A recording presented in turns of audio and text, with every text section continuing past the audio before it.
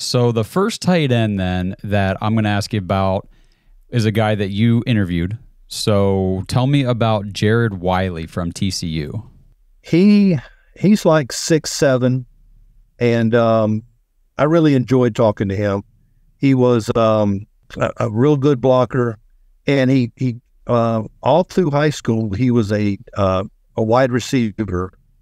He started out as quarterback in high school, then he went to wide receiver, and then what he found out is that his body just got bigger than he was, and so he had to transition at Penn State to tight end. Now, of course, Penn State's always had good tight ends. Nice kid. I can tell he's extremely smart. Got a big body. I think he's in the 250 range. He might be closer to 260. I don't remember. But I just remember he was a big-bodied. And I can tell that his yards after contact are going to be extreme. He's real good with the ball in his hands, and he's a natural playmaker. He's got, being that big, he's got good strength. And when they were playing 7-on-7s, he was able to find spots in the zone coverage, and he uses his large frame to kind of shield out defenders as the ball is coming.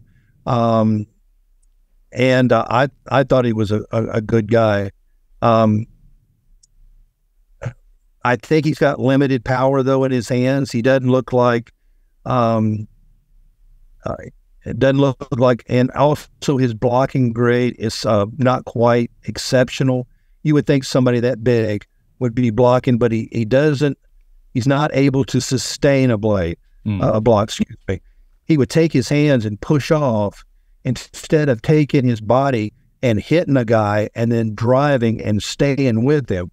He would take his hands and push and then let off and then see where the defender was still going. Then he would go try to attack him again and push him again. Well, that's not what you can do, especially if you're going to run or a jet sweep or something. You got to be able to engage a guy. You got to be able to stay engaged with him and move him until you can't move him anymore. And somebody's going to have to show him to use his body more in blocking than just using his hands.